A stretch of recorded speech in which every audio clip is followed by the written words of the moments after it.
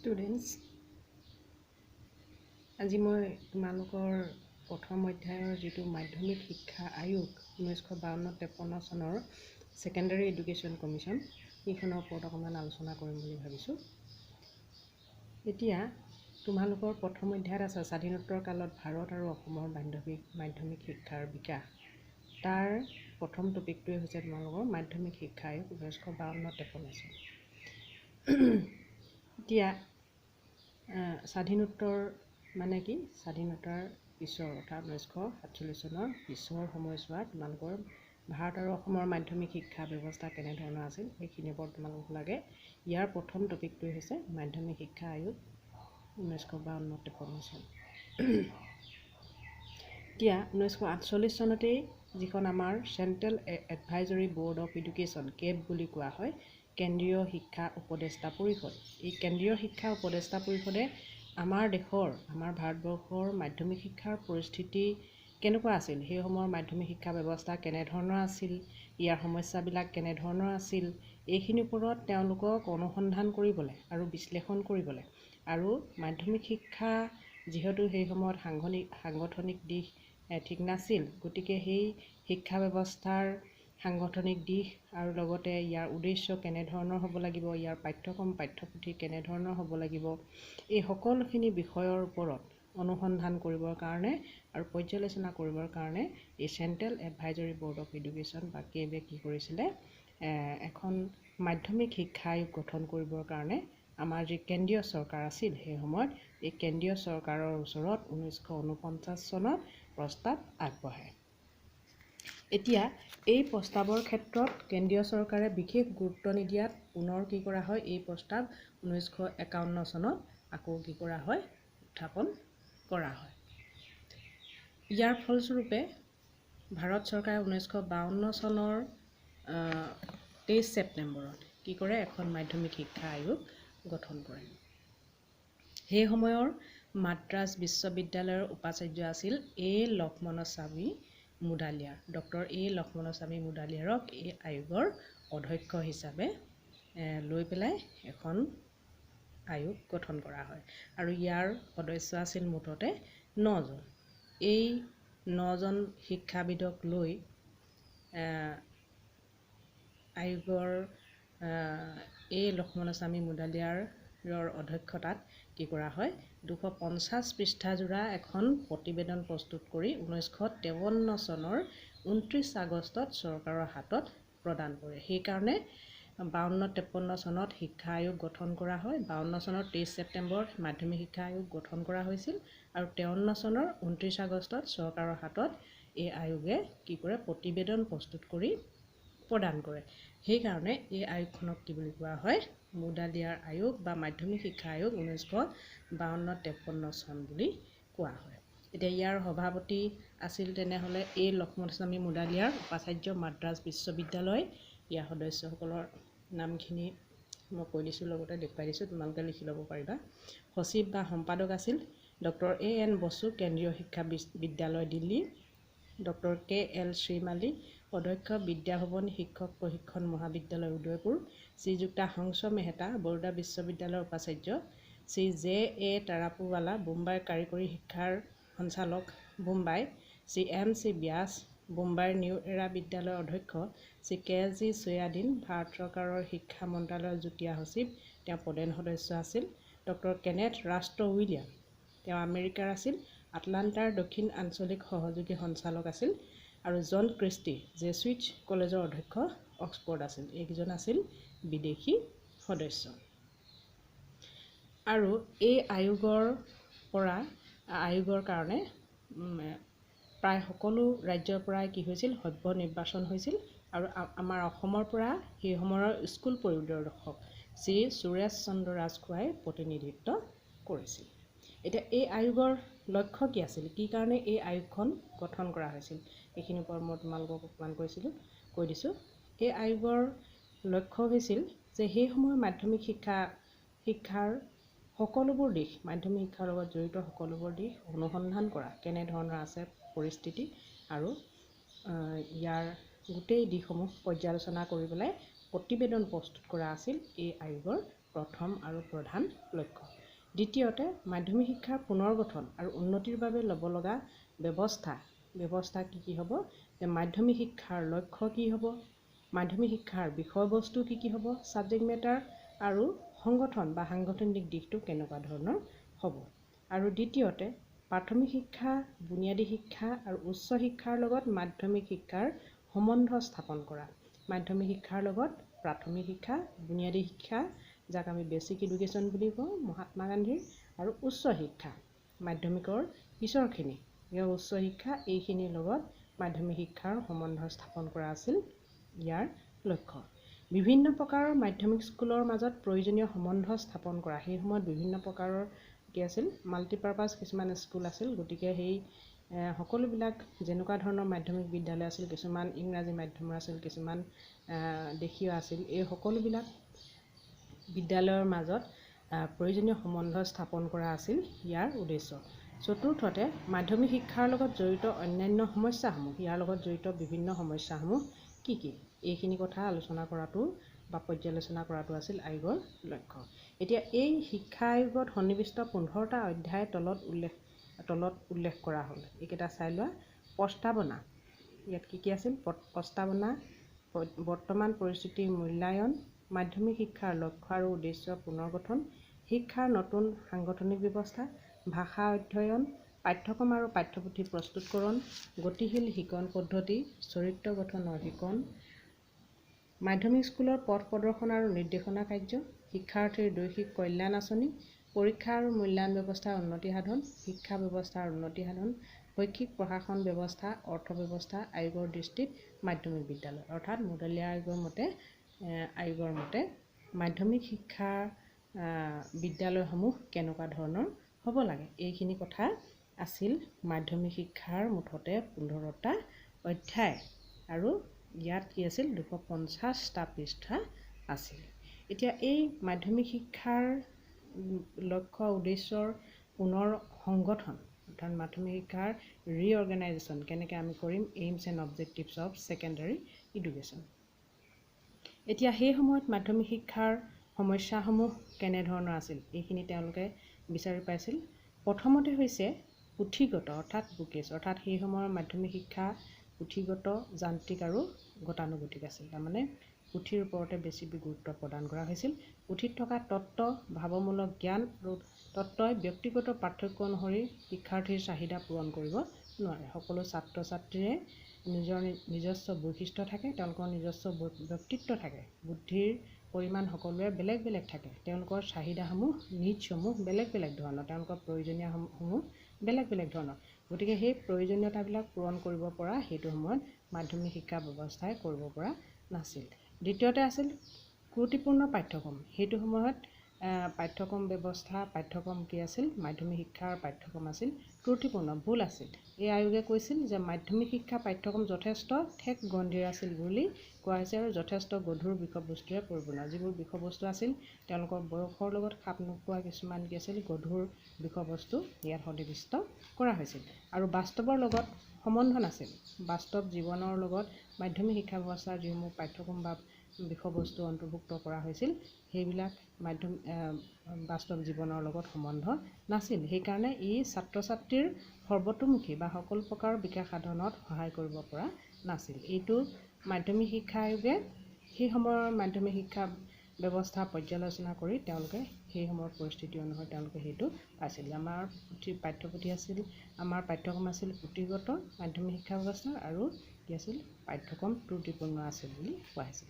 আৰু ই আছিল কি পৰীক্ষা কেন্দ্ৰিক, এক্সামিনেশ্যন অৰিয়েণ্টেড। সেই সময়ত মাধ্যমিক শিক্ষা ব্যৱস্থা পৰীক্ষামুখী আছিল, মাত্ৰ পৰীক্ষাত উত্তীৰ্ণ হোৱা ইয়াৰ মূল বা প্ৰধান উদ্দেশ্য আছিল।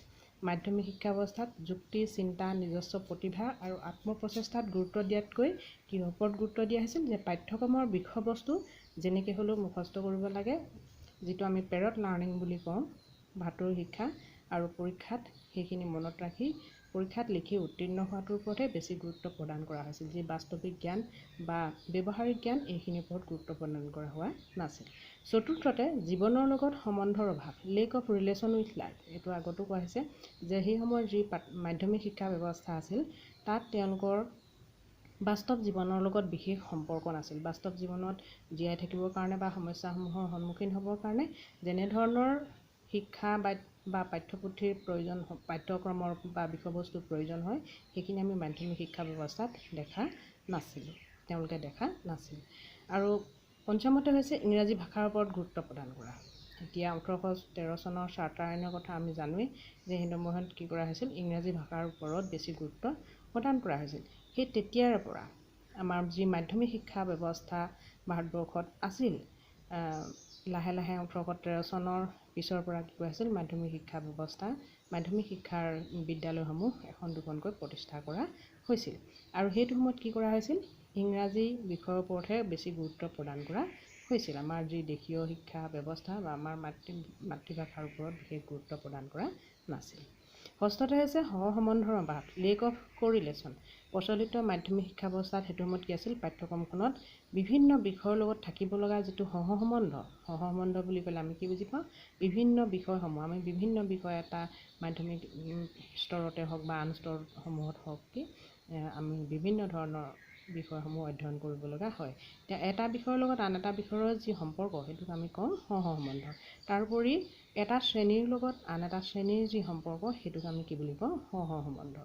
আকৌ আমি এই এটা শ্ৰেণীৰ বিষয়বস্তুৰ লগত তাৰ পিছৰ শ্ৰেণীৰ বিষয়বস্তু যি একেটা বিষয়ৰে মাজত যি সম্পৰ্ক, সেইটোকো আমি সহসম্বন্ধ বুলি কওঁ। গতিকে সেই যি সহসম্বন্ধ, এই সহসম্বন্ধৰ অভাৱ আমি সেইটো সময়ত আমি দেখিবলৈ পাইছিলোঁ বা সেইটো সময়ত মাধ্যমিক শিক্ষা আয়োগে দেখিবলৈ পাইছিল।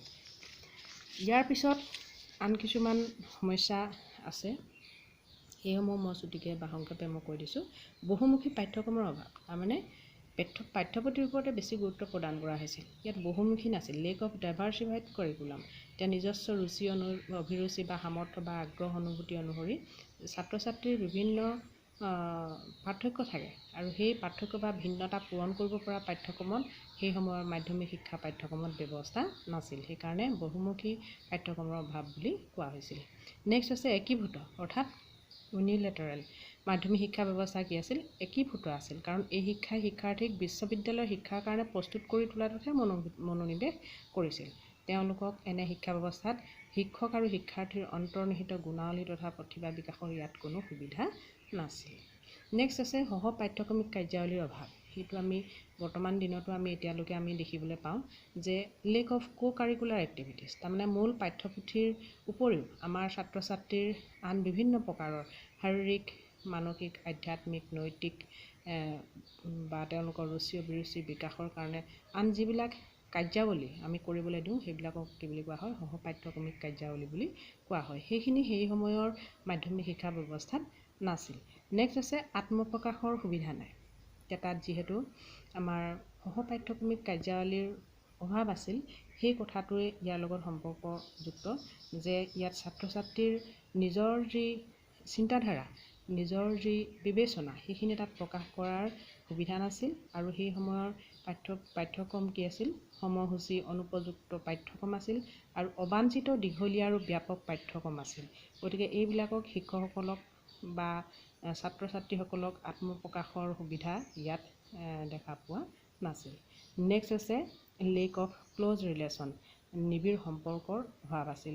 সেই সময়ত মাধ্যমিক শিক্ষা ব্যৱস্থাত শ্ৰেণীকক্ষত শিক্ষাৰ্থীৰ সংখ্যা বহুত আছিল।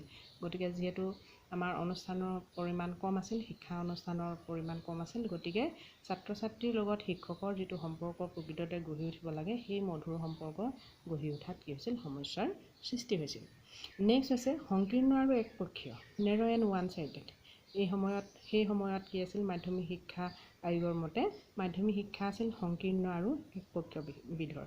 এই শিক্ষাৰ্থীৰ ৰুচি অভিৰুচি, অভিক্ষমতা, আৱেগ অনুভূতি, মনোভাৱ, উপলব্ধি এইবিলাকৰ প্ৰতি লক্ষ্য ৰাখি ব্যক্তিগত জীৱনৰ ব্যক্তিত্ব বিকাশৰ বাবে প্ৰয়োজনীয় শিক্ষা দিব পৰা নাছিল। গতিকে সেইকাৰণে ইয়াক একপক্ষীয় আৰু সংকীৰ্ণ বুলি কোৱা হৈছে। মাত্ৰ পাঠ্যপুথিৰ যি জ্ঞান, সেইখিনিৰ বিকাশৰ ওপৰতহে গুৰুত্ব প্ৰদান কৰা হৈছিল। নেক্সট হৈছে বৃত্তিমূলক শিক্ষাৰ অভাৱ, লেক অফ ভকেশ্যনেল এডুকেশ্যন। এতিয়া আমি পাঠ্যপুথিৰ উপৰিও এনেধৰণৰ শিক্ষা যিবিলাকে আমাক কি কৰে, আমাৰ নিজকে আত্মপ্ৰতিষ্ঠা লাভ কৰাত বা সংস্থাপন লাভ কৰাত আমাক সহায় কৰে। সেইসমূহক আমি কি বুলি কওঁ, বৃত্তিমূলক শিক্ষা বুলি কওঁ। গতিকে ইয়াত মাত্ৰ তাত্ত্বিক জ্ঞানৰ ওপৰতহে গুৰুত্ব প্ৰদান কৰা হৈছিল, কিন্তু ব্যৱহাৰিক যি জ্ঞান, সেই ব্যৱহাৰিক জ্ঞানৰ ওপৰত গুৰুত্ব প্ৰদান কৰা নাছিল, বা বৃত্তিমূলক যি শিক্ষা সেইখিনিৰ ওপৰত মাধ্যমিক শিক্ষাই গুৰুত্ব প্ৰদান কৰা নাছিল। নেক্সট আছে অৱসৰ বিনোদনৰ সুবিধাৰ অভাৱ, লেক অফ এণ্টাৰটেইনমেণ্ট ফেচিলিটিজ। ইয়াত কোনো বিশেষ অৱসৰ বিনোদন বা খেল ধেমালি বা আচলতে যিবিলাক সহপাঠ্যক্ৰমিক কাৰ্যাৱলী সেইসমূহ নাছিল, গতিকে ইয়াত অৱসৰ বিনোদনৰ সুবিধা নাছিল। নেক্সট হৈছে ত্ৰুটিপূৰ্ণ শিক্ষাদান পদ্ধতি, ডিফেক্টিভ মেথড অফ টিচিং। তাৰমানে যি পদ্ধতিৰে শিক্ষা প্ৰদান কৰা হৈছিল ই আছিল কি গতানুগতিক, একপক্ষীয় আছিল আৰু শিক্ষক কেন্দ্ৰিক আছিল। গতিকে সেই শিক্ষাদান পদ্ধতি ত্ৰুটিপূৰ্ণ আছিল বুলি কোৱা হৈছে। নেক্সট হৈছে গুণগত উন্নতিৰ অভাৱ, লেক অফ কোৱালিটেটিভ ইম্প্ৰুভমেণ্ট। এই শিক্ষা ব্যৱস্থাই মাধ্যমিক শিক্ষা ব্যৱস্থাই সেইটো সময়ত অনুশাসন মানি চলা, সহযোগিতা, নেতৃত্বদান আদি সুনাগৰিকৰ বাবে আৱশ্যকীয় যিবিলাক গুণাৱলী, এইবিলাকৰ গুণাৱলীৰ বিকাশৰ লগতে ব্যক্তিগত গুণাৱলী আৰু অৰ্হতাৰ বিকাশৰ ইয়াত আমি সুবিধা দেখা পোৱা নাছিলোঁ, অৰ্থাৎ তেওঁলোকে দেখা পোৱা নাছিল। আৰু এই শিক্ষা ব্যৱস্থাই গুণগত উন্নতি সাধনত বিশেষ সহায় কৰিব নোৱাৰে, যিহেতু ইয়াত আমাৰ সহপাঠ্যক্ৰমিক কাৰ্যাৱলীসমূহৰ অভাৱ আছিল। গতিকে ইয়াত ছাত্ৰ ছাত্ৰীৰ বিভিন্ন যিবিলাক আন গুণ, সেই গুণাৱলীসমূহ বিকাশ কৰাৰ সুবিধা সেইটো সময়ত নাছিল। নেক্সট হৈছে উপযুক্ত শিক্ষকৰ অভাৱ, লেক অফ এডেকুৱেট টিচাৰ। শিক্ষকৰ যথেষ্ট পৰিমাণ সেইটো সময়ত কম আছিল, আৰু প্ৰশিক্ষণৰ ব্যৱস্থা কৰা হৈছিল যদিও প্ৰশিক্ষণপ্ৰাপ্ত শিক্ষকৰ যথেষ্ট অভাৱ আছিল। এই সমস্যাসমূহ এতিয়ালৈকে আমি দেখিবলৈ পাওঁ মাধ্যমিক শিক্ষা ব্যৱস্থাত, কিন্তু ইয়াক এতিয়া বৰ্তমান দিনত কম্পালচৰি কৰা হৈছে কাৰণে আমি অৱশ্যে প্ৰশিক্ষণপ্ৰাপ্ত শিক্ষক লাভ কৰিবলৈ সক্ষম হৈছোঁ। তথাপিও এতিয়া যিসকল একেবাৰে পুৰণি শিক্ষক আছে, তেওঁলোক যি অৱসৰ হ'ব সময় হৈছে বা কেইবছৰমান আছে, 4-5 বছৰ, সেইসকল উপযুক্তভাৱে প্ৰশিক্ষণপ্ৰাপ্ত নহয়। বৰ্তমান ছাত্ৰ ছাত্ৰীসকলক আগবঢ়াই নিবৰ কাৰণে, শৈক্ষিক ক্ষেত্ৰত আগবঢ়াই নিবৰ কাৰণে যিমানখিনি জ্ঞানৰ প্ৰয়োজন, সকলোখিনি আমি এতিয়াও কিছুমান শিক্ষকৰ মাজত অভাৱ আমি দেখিবলৈ পাওঁ। ইয়াৰ পিছত প্ৰতিকূল ঘৰুৱা পৰিৱেশ। সেই সময়ত ছাত্ৰ ছাত্ৰীৰ ঘৰসমূহত বা ঘৰুৱা যিটো পৰিৱেশ, সেই ঘৰুৱা পৰিৱেশ শৈক্ষিক বাতাবৰণ অনুকূল নাছিল। গতিকে ঘৰুৱা পৰিৱেশ সঠিক নোহোৱাৰ কাৰণে তেওঁলোকে ছাত্ৰ ছাত্ৰীসকলে বা ল'ৰা ছোৱালীবিলাকে সেইটো সময়ত মাধ্যমিক শিক্ষা গ্ৰহণৰ ক্ষেত্ৰত সমস্যাৰ সৃষ্টি হৈছিল। তাৰোপৰি মহিলা শিক্ষাৰ ওপৰতো বিশেষ গুৰুত্ব এইটো সময়ত প্ৰদান কৰা হোৱা নাছিল। অৰ্থাৎ যিটো সামাজিক ক্ষেত্ৰত আমি দেখিবলৈ পাওঁ যে সেইটো সময়ত দেখিবলৈ পোৱা গৈছিল যে সেই সময়ত ছাত্ৰীৰ শিক্ষা আহৰণৰ ওপৰত বিশেষ গুৰুত্ব প্ৰদান কৰা নাছিল। ল'ৰা বা ছাত্ৰৰ শিক্ষাৰ ওপৰতহে বেছি গুৰুত্ব প্ৰদান কৰা হৈছিল। গতিকে সেইটো ঘৰুৱা পৰিৱেশৰ ভিতৰতে আমি বিষয়বস্তুখিনি আমি ধৰিব পাৰোঁ। গতিকে এই 18টা আমাৰ যি সমস্যা, সেইটো সময়ত মাধ্যমিক শিক্ষা আয়োগে দেখিবলৈ পাইছিল। গতিকে আজি মই তোমালোকক মাধ্যমিক শিক্ষা আয়োগৰ ওপৰত এইখিনি চমুকৈ আলোচনা কৰিলোঁ। ইয়াৰ পৰা হ'ব লগা প্ৰশ্নসমূহ বিশেষকৈ ছুটিও হয়, দীঘলো হয়, যে এতিয়ালৈকে আমি যিমানখিনি আলোচনা কৰিলোঁ যে সেইটো সময়ত মাধ্যমিক শিক্ষাৰ সমস্যাসমূহ কেনেধৰণৰ আছিলে, সেইটো এটা দীঘল প্ৰশ্ন হয়। তাৰপিছত মাধ্যমিক শিক্ষা আয়োগক 1952-53 চনৰ মাধ্যমিক শিক্ষা আয়োগক আৰু কি নামেৰে জনা যায়, তেতিয়া আমি ক'ব লাগিব কি এ লক্ষ্মণস্বামী মুডালিয়াৰ যিহেতু সভাপতি আছিল, গতিকে এই লক্ষ্মণস্বামী মুডালিয়াৰৰ নাম অনুসৰি মুডালিয়াৰ আয়োগ হিচাপে এই মাধ্যমিক শিক্ষা আয়োগক জনা যায়। সেইটো কেতিয়াবা প্ৰশ্ন আহে। তাৰপিছত মাধ্যমিক শিক্ষা ব্যৱস্থাৰ সমস্যাসমূহ আৰু সেইটো সময়ত কিয় মাধ্যমিক শিক্ষা আয়োগ গঠন কৰা হৈছিল, এইটো এটা ছুটি প্ৰশ্ন হ'ব পাৰে। গতিকে এইখিনিলৈকে আমি যিমানখিনি আলোচনা কৰিলোঁ, এইকেইটা প্ৰশ্ন ইয়াত বেছিকৈ আমি দেখিবলৈ পাওঁ। গতিকে এইখিনিলৈকে তোমালোকে যিখিনি মই দেখাই দিছোঁ আৰু কৈ দিছোঁ, এইখিনি বিষয়বস্তু তোমালোকে নিজৰ বহীত লিখি ল'বা আৰু ৰিপিট কৰিবা। প্ৰশ্ন উত্তৰ হিচাপেও তোমালোকে লিখি ল'ব পাৰা। মই কৈ দিছোঁ, বুজাই দিছোঁ, লগতে দেখুৱাই দিছোঁ, তোমালোকক লিখি ল'বলৈ তোমালোকৰ সুবিধা হ'ব। ধন্যবাদ।